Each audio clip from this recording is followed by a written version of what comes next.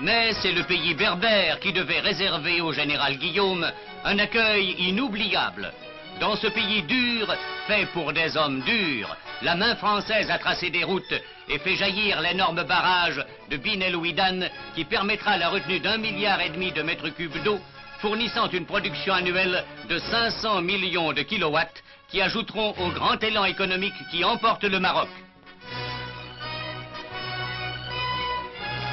Le général Guillaume, après avoir constaté les progrès de ces énormes travaux entrepris au cœur de la montagne, devait s'arrêter presque à chaque village. C'est que ce pays et les hommes de ce pays, le résident les connaît bien. C'est dans cette région que de 40 à 42, il entraîna les tabords clandestins qu'il devait plus tard conduire au combat et finalement à la victoire sur les routes de Tunisie, d'Italie, de France et d'Allemagne.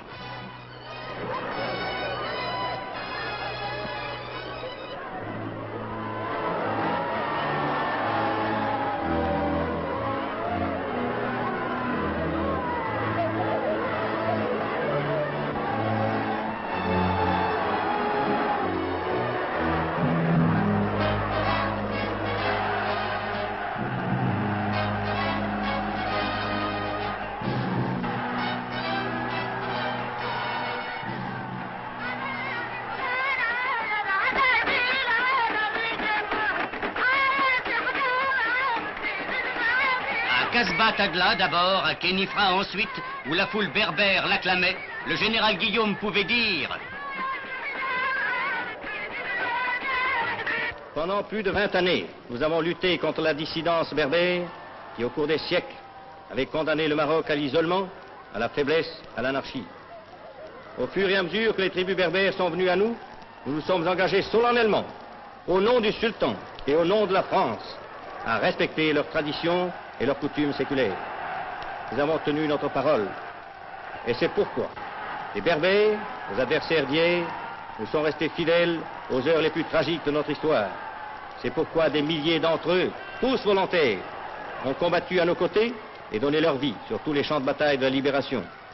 Ils continuent avec la même bravoure à s'illustrer chaque jour dans les durs combats d'Indochine.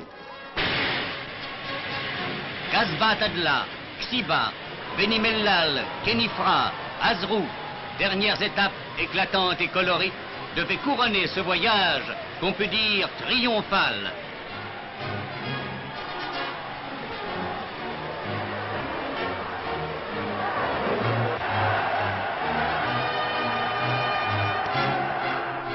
Sa halte à Khénifra lui permettait de s'incliner devant la tombe du général de Loustal, son ancien chef. Et en quittant le pays berbère, le général Guillaume pouvait tirer la conclusion de ce premier contact avec le Maroc.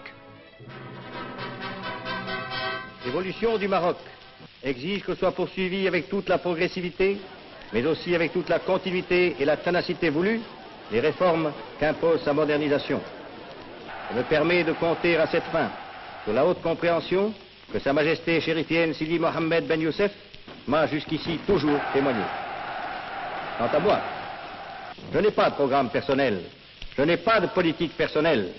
Je ne suis ici que le représentant de la France et je veux travailler de toute mon âme pour la grandeur du Maroc et pour la grandeur de la France.